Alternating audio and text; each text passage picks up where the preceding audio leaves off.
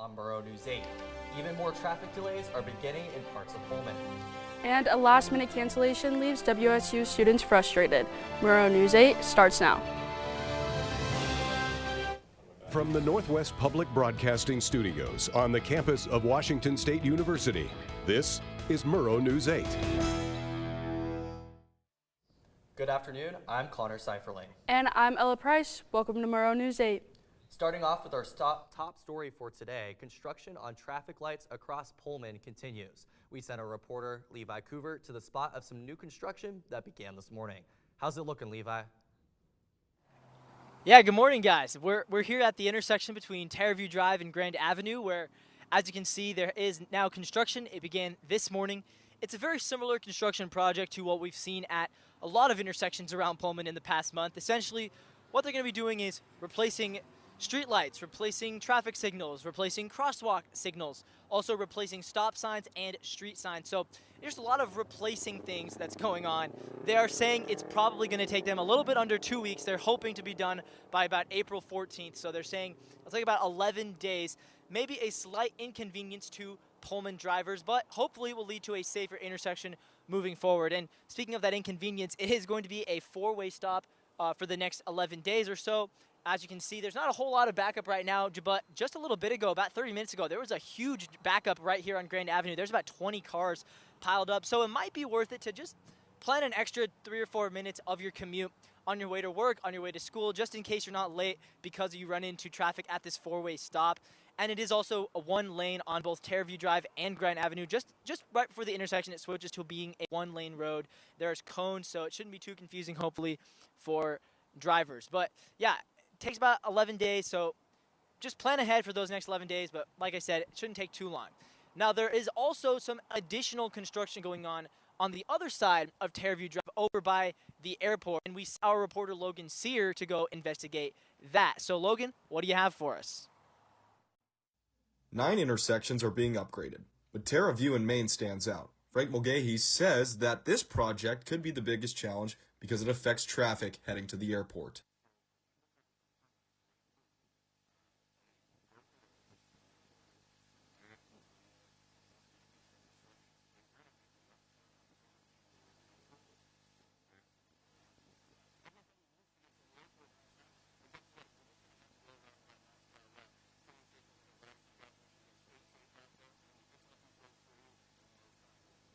What this means is drivers will have to go farther outside of Pullman, but just loop back around to get to the airport. Mulcahy says this should only add a few minutes, but people should still leave early.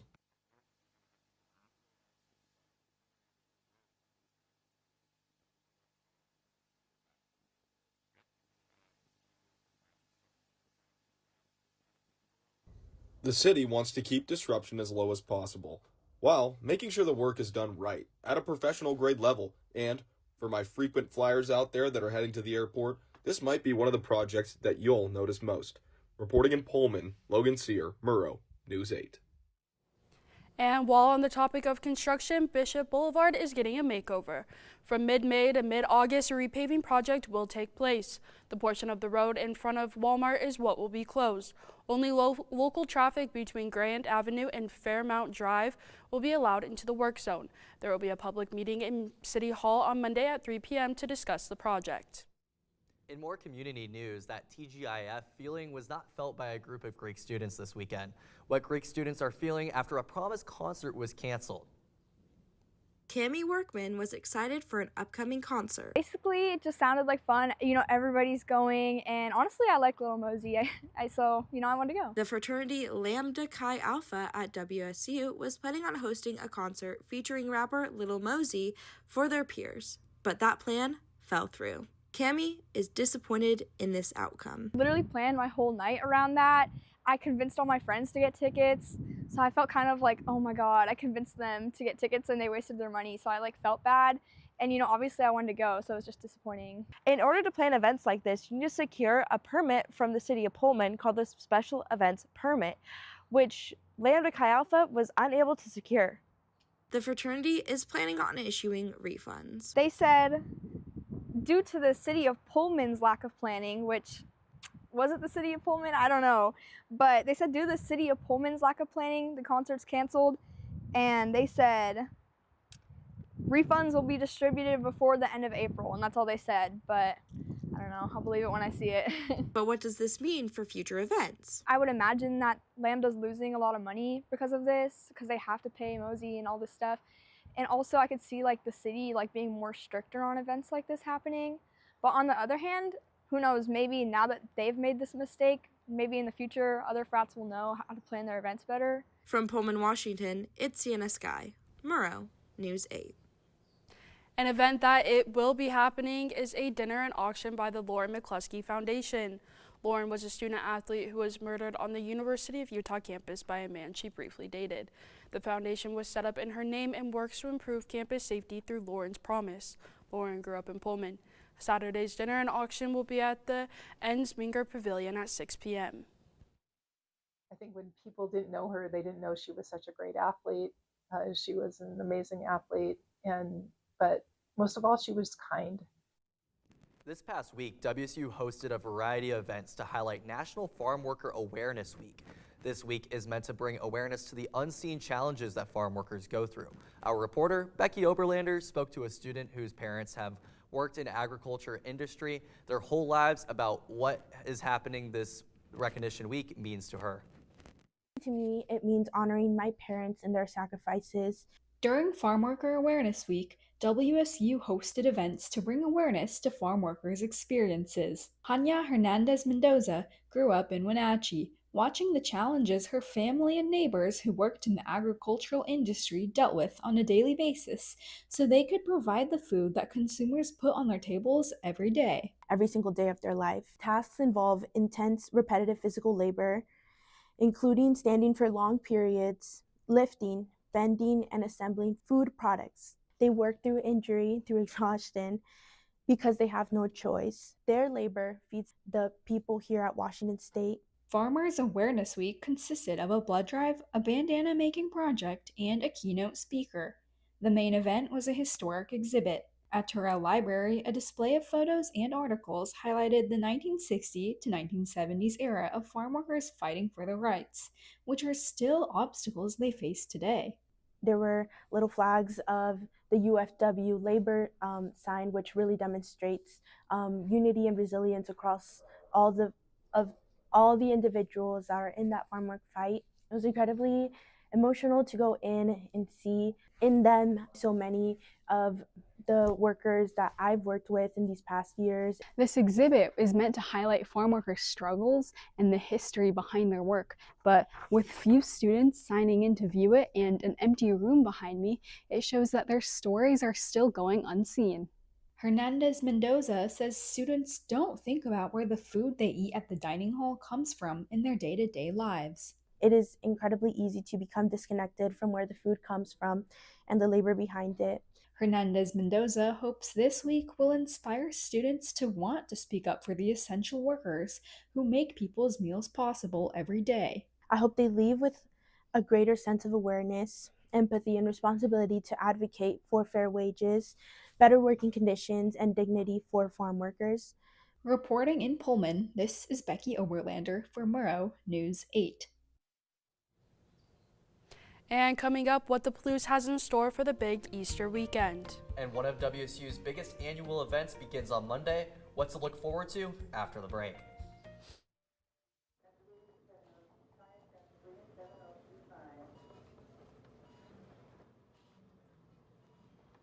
It's okay to be scared. You don't have to be so strong.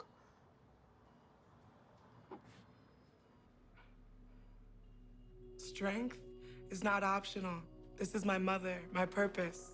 Real muscle is lifting her spirits between bedpans and bad news from doctors that doubt her strength. Strength is buried in bills, managing meds, and swallowing those moments of, Mom, it's me, your daughter. Remember, my strength is super, but I'm still human, right? Look who's here. There she is. Thanks for your patience. How you feel? If you're caring for a loved one, visit aarp.org/caregiving for care guides and community, or call 1-877-333-5600. 5885. 1 in 3 adults has pre-diabetes. 1 in 3. That means it could be you, your favorite brother, your other brother, you, your football buddy, your football buddy, you, the boss's boss. If 1 in 3 adults has pre-diabetes, that means it could be you, your barber, your barber's barber. Nice work. Thanks. You, your plumber, Breathe right into your foot. your plumber's masseuse. Yes. You, your dog walker, On your left. your cat jogger. Or you, your co-pilot, your co-pilot's co-pilot. While 1 in 3 adults has prediabetes, with early diagnosis, prediabetes can be reversed. Take the risk test at doihaveprediabetes.org to know where you stand. The religious observation of Easter continues today with Good Friday. As families on the Palouse look to celebrate, there are plenty of opportunities to celebrate this weekend. The 65th annual City of Pullman Easter egg hunt will be at 10 a.m. tomorrow at Krugel Park, where over 7,000 eggs will be hidden. The Moscow Building Supply will be hosting a hunt of its own at 9 a.m. indoors at the company's building. Many local churches will be hosting services on Easter Sunday, and Moscow's First Presbyterian Church will hold a special sunrise service outside of Troy. And for those who are curious if our current sunshine will hold strong through the weekend, our reporter Sienna has our weather updates. How will the weekend look, Sienna? Yeah, rain, go away is what we'll be seeing all week. Today we have a high of 53 degrees and a low of 34, and that will go into tomorrow with a high of 61 degrees and a low of 40. Super excited for that because I'm personally a super warm weather person, so getting ready to take off that raincoat. Now across the state map, with our neighbors in Seattle and Olympia, they are experiencing similar temperatures with nice and sunshiny weather, but like partly cloudy, so super excited for them because they've been having a lot of rain recently. And with our neighbors in central Washington, they're a little bit warmer than us with a high of 62 and a high of 63 in Tri-Cities, but still a nice and sunshiny day. Up in Spokane, they are experiencing similar temperatures to us with a high of 55, which makes me really happy because I'm headed there tomorrow. All right, now throughout the rest of our week, on Easter Sunday, expect your showers to not have to worry about showers during your egg hunt because we have a high of 67 degrees. Now, going into Monday and Tuesday, they are having some pretty nice weather until Wednesday when we drop to 50 degrees, but still a nice and sunshiny weekend ahead. Now that's all for me. Back to you guys at the desk. Thanks, Sienna. Murrow Symposium begins next week. Our reporter Madeline has a preview. I was able to talk to a Murrow ambassador about what the Murrow Symposium is about. The Symposium is a networking event where professionals and alumni come to WSU to meet with students and talk about professional opportunities and just more about what they do. It's a really great opportunity for students to learn more about what they do, want to do after they graduate, and to connect and network. I'm here at the second floor of the Cup at the Senior Ballroom, where the 50th Murrow Symposium will be happening next week. Anna Cabrera will be receiving a Lifetime Achievement Award, as well as many keynote speakers will be talking about broadcasting, podcasting, journalism, advertising, all things communications. So if you're a Murrow student, come check it out. It's a great way to network and get job opportunities. In Pullman, I'm Madeline Wallace, Murrow News 8. Washington State University students have a free resource to help them dress professionally for symposium. Our reporter Ibrahim Daniel has more. The Murrow Symposium Closet is located in Gertson 24. Make sure you look all nice and tidy for symposium. Doing this for about 3 years. The idea started when we realized that some of our students maybe didn't bring professional clothing from home, or, affordability. Everything costs a lot of money nowadays. The closet is all about students and symposium. Even the student volunteers they had were able to shop around for what they want to wear. There's no students in here. We get to peruse as well. Of course. Okay. It's recommended. Yeah. All of y'all. Yeah. And the clothes in the closet are barely used. They're dry cleaned. You never have to return them, and they're free. So all you need to do is to simple things. Major and what you took. Yeah, you know, you want to wear something a little bit better than I got right now. Maybe with something like my friend Grant. But don't worry, if you miss Murrow Closets, you can go to Cougar Closets and be able to dress up next week for Symposium. I'm Ibrahim Daniel, reporting in Pullman. Murrow, News 8. WSU President Betsy Cantwell is hosting an all-day listening session today, addressing the future of the university and faculty and undergrad and postgrad students. Cantwell has held previous sessions this year as part of a system-wide redesign effort and increased discussion about the university's future. The forum is taking place in the Alger Family Club room in Martin Stadium. Cantwell heard from staff and faculty this morning and will hear from undergrad students from 1 to 2 p.m. And we'll hear from graduate students and community members later this afternoon. In other campus news, WSU hosted the grad fair this week. Our reporter Grant Cavalier headed to the center of the campus to get a sense of how excited those Cougar seniors were. Logan Sear is ready to graduate. I think I'm ready to get out of Pullman, I think. He attended Grad Fair, a 2-day event where you can get your cap, gown, and prepare to graduate. Yeah, it was really easy. It was a lot of fun.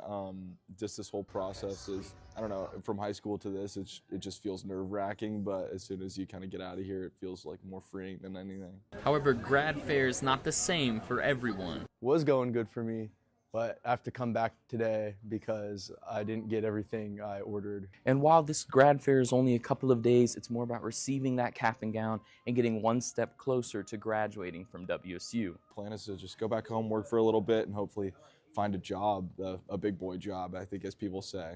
With cap and gown in hand, Connor Seiferling sings a similar song. I don't want to stay here forever personally, but I really like the Rolling Hills, the community, and I'll always be a Coug, so yeah, a little sad. And while Connor is ready to graduate, I'm ready, let's go.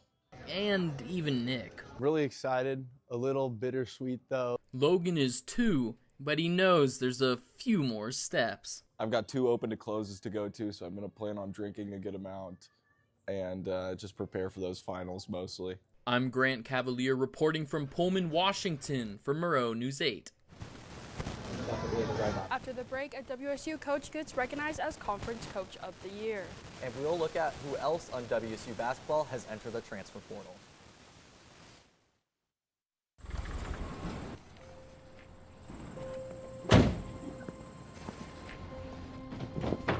Dad, they took over my bedroom. Come on, come on. Okay, Dad. 1, 2, 3. Dad!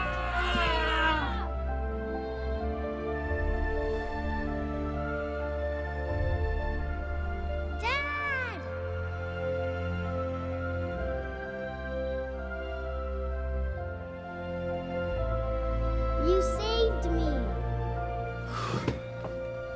Dad? Are you okay? I'm fine, dear.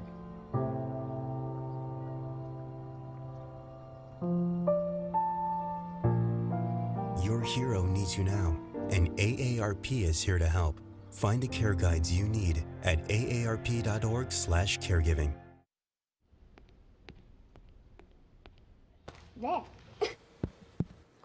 Can I tell you a cat joke? Just kidding. Why did the girl ask the mushroom to dance? Because he was a fun guy. What do you call a pig that knows karate? Pork chop. Why was the basketball court all wet? Why? Because the players kept dribbling all over it. Can I tell you another one? So how does a tissue dance? Put a little boogie on it. What's Beethoven's favorite fruit? Banana.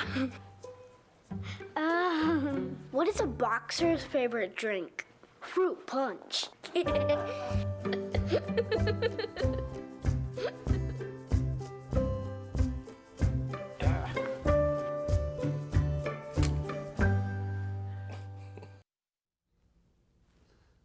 Washington State swimming head coach Russell Whitaker has been named the 2026 West Coast Conference Coach of the Year.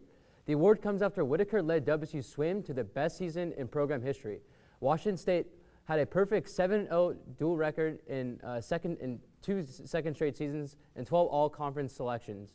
In and WSU finished in second in West Coast Conference play.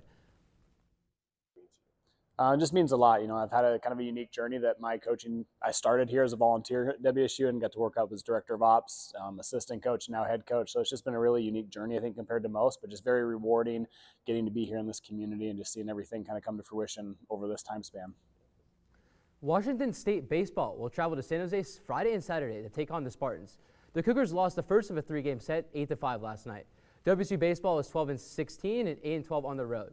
They will travel to Corvallis on Monday to take on the Oregon State. Brian Wu and the Seattle Mariners head down to Anaheim to take on the Angels to kick off their 3-game series against the Angels. The M's dropped 2 of their 3 games in the last series against the Mariners.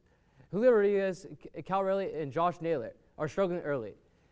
The Seattle Mariners are hoping that their big offensive players can turn around early in the season.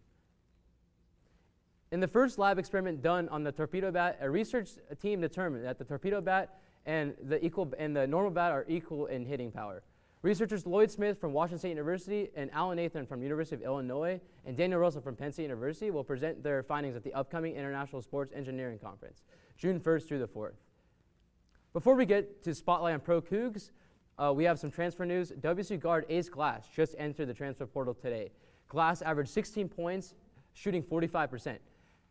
In other news, Memphis Grizzlies rookie Cedric Howard has been very impressive in his first season, averaging 13 points on 6 rebounds.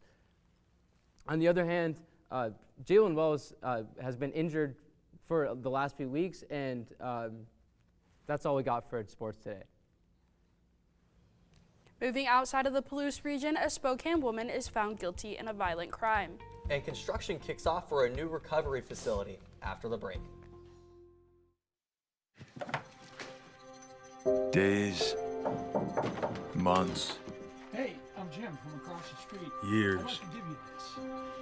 a lifetime can rush by without realizing what we're missing. But it doesn't have to be that way. We have a choice to take action. Visit maketheconnection.net to find out more.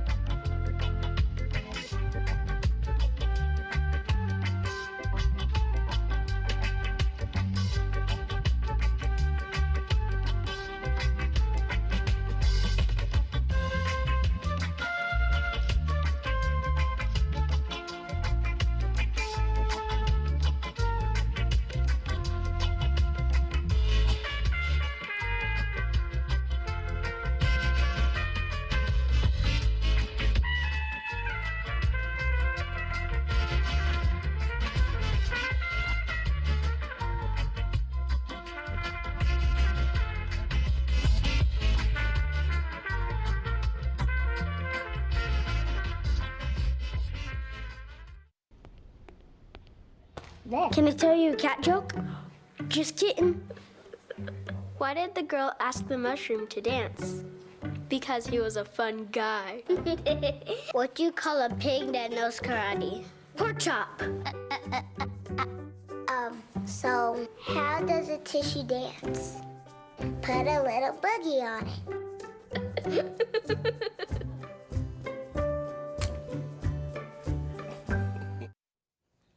A Spokane woman will spend 28 years in prison. A jury found Alyssa Bradburn guilty of first-degree murder. According to court documents, Bradburn called 911 after shooting her father in 2024. The Spokane prosecutor's office says Bradburn will serve 340 months. A Spokane man was awarded $85,367. Wow, that was a mouthful. Moses Adedeji was found not guilty of a drive-by shooting after spending 18 months in jail. The money was awarded to cover costs based on what he lost while serving time in jail. And ground broke on a new behavioral crisis and substance use recovery center. The $21 million project is aimed to keep arrest and emergency room visits to a minimum.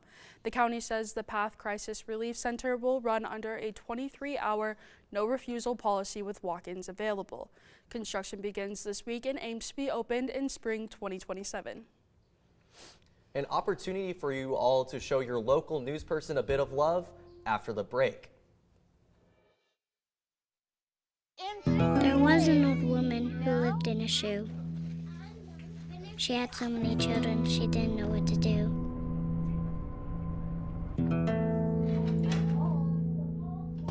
She gave them some broth without any bread and kissed them all soundly and put them to bed. Hunger is a story we can end. End it at feedingamerica.org.